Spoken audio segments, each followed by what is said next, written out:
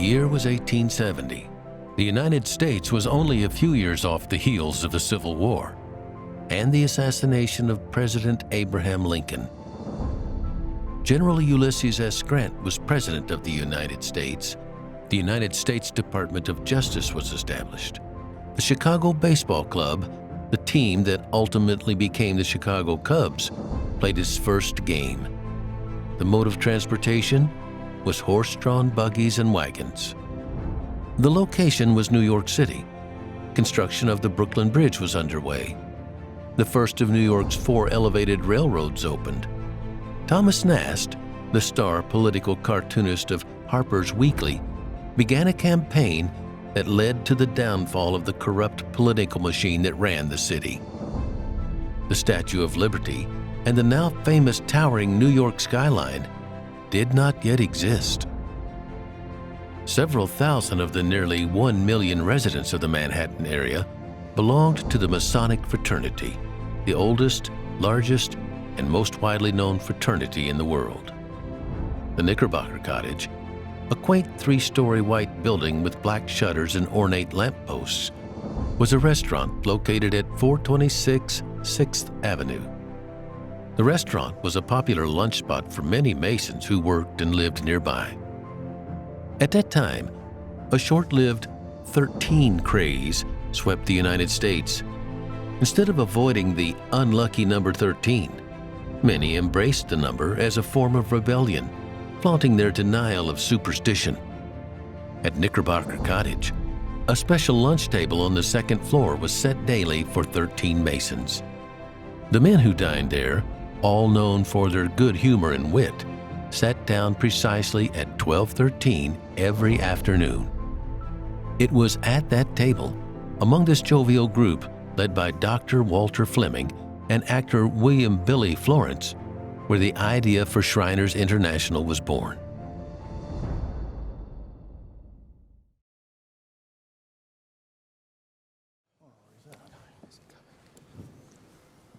Oh, it's nice of you to be able to join us on such late notice, Billy. We can now start to dine with more than just 12. As we all know, that's an unlucky number. Look at this. It's 12:13 exactly. We can officially begin lunch. But before we begin, brothers, let's raise a glass. To Freemasonry. To Freemasonry. To brotherhood. To brotherhood. To fun. To fun. To mirth. To mirth. And cheers to our good man Fowler for having such a fine establishment. Fowler. For us merry band of Masons to gather. To Fowler.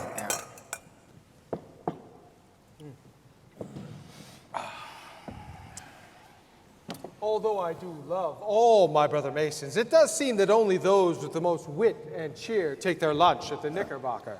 Well, you don't get to have your photo on these esteemed walls of the Knickerbocker for being a bore.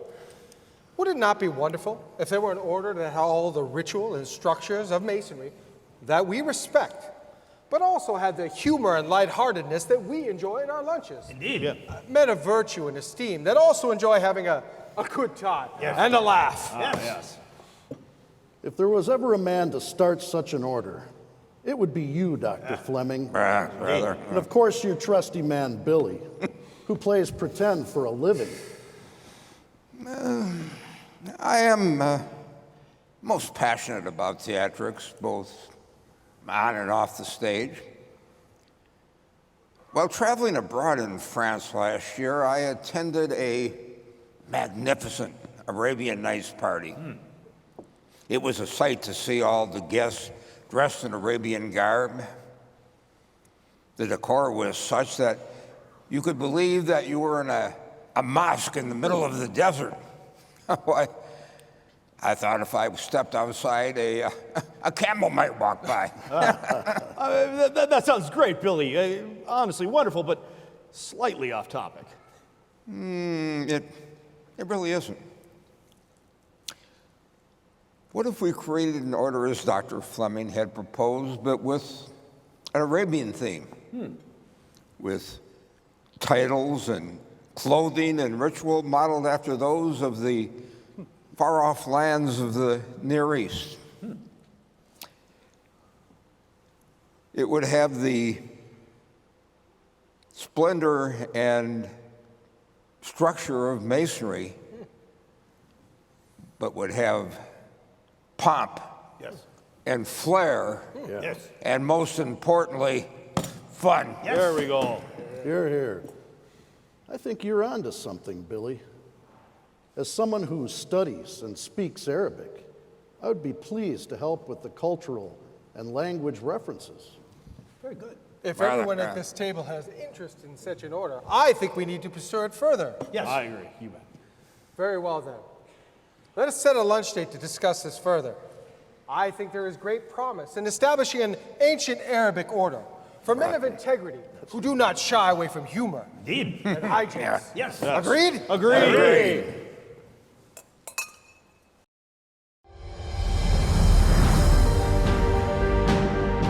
After that historic luncheon in 1870, Dr. Fleming completed the first complete ritual of the ancient Arabic order of the Nobles of the Mystic Shrine, a book of ceremonies for various functions, including initiation, installation of officers, and opening and closing business meetings.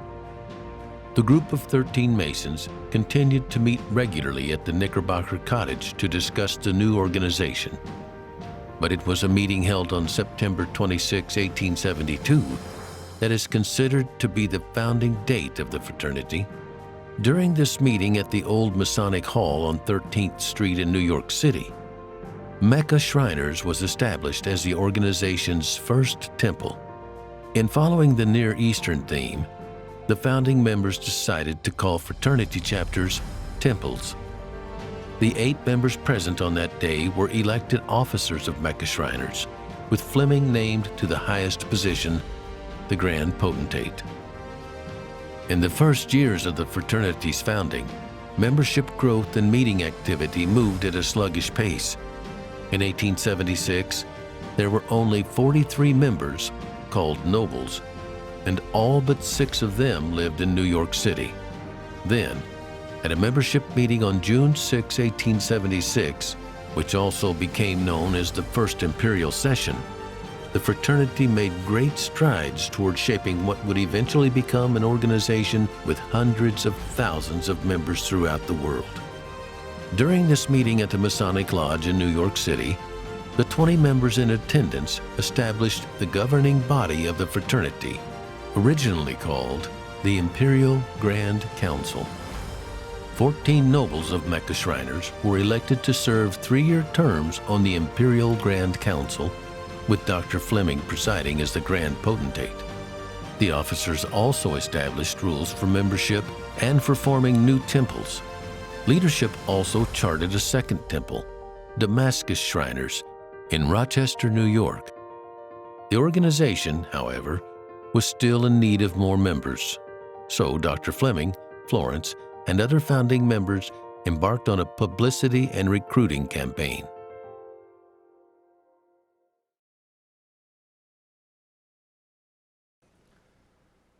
Welcome, nobles. We are gathered here today on this Albany, New York, on the 6th day of February in the year 1877 for the second annual session of the Grand and Ancient Arabic Order, Nobles of the Mystic Shrine.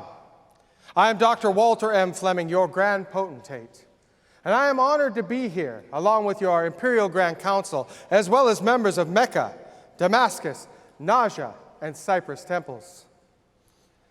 Throughout the year, I, along with Noble Florence and other members of your Imperial Grand Council, have traveled many a mile and met with many great men to promote the promulgation of our esteemed order.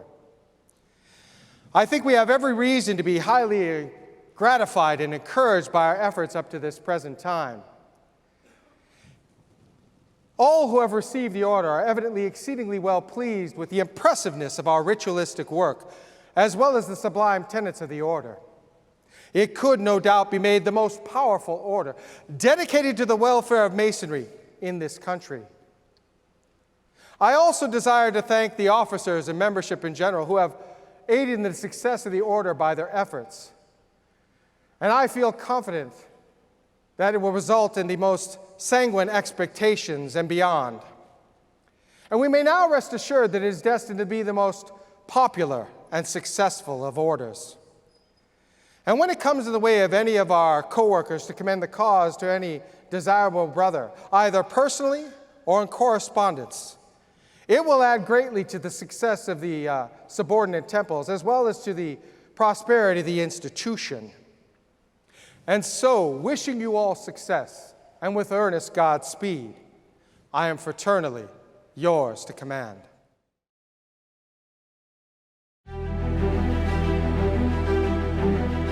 The membership recruitment campaign following the second annual session in 1877 was a major success. By 1878, there were 425 Shriners and 13 temples, including those in New York, Ohio, Vermont, Pennsylvania, Connecticut, and Iowa. 10 years later, there were more than 7,200 Shriners and 48 temples, including Rameses in Toronto, Ontario, Canada, the first temple outside the United States.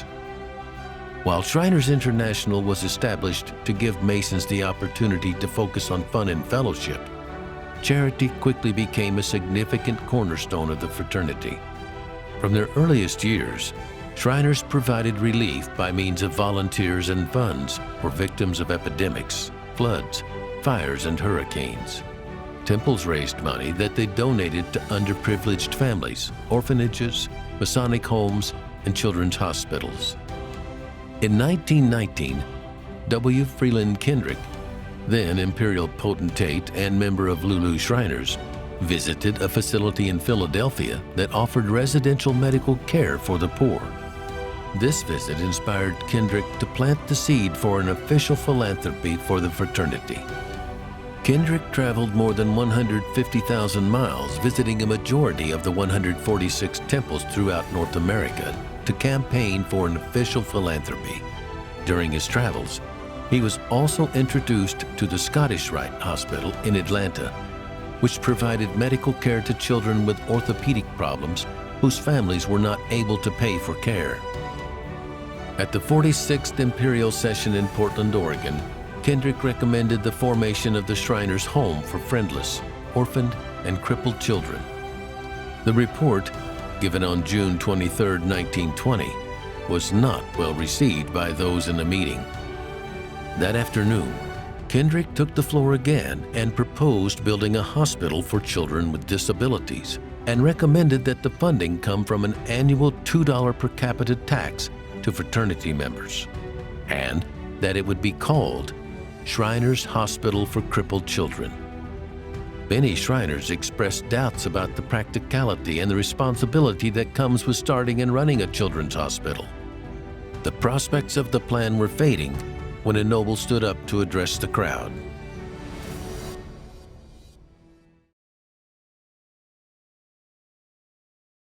Noble, please state your name and temple. Forrest Adair, Urab Temple, Atlanta, Georgia. Imperial Potentate, I rise, unlike those before me, without reluctance, but with enthusiasm. I was lying in bed yesterday morning about 4 o'clock, and some poor fellow who had wandered from the rest of the band stood down there under my window for 25 minutes playing I'm Forever Blowing Bubbles. Did you catch it? After a while, I dropped back into a peaceful sleep, and I dreamed. I dreamed of a children's hospital run by the Scottish Rite and visited by a number of members of the Imperial Council. And I thought of that wandering performer of the morning, and I wondered if there was not a great significance in the tune he was playing for the Shriners. I'm forever blowing bubbles. We meet from year to year. We talk about our great order. We read the report of the hundreds of thousands of dollars we have accumulated and loaned to the banks and pay for our mileage and our per diem.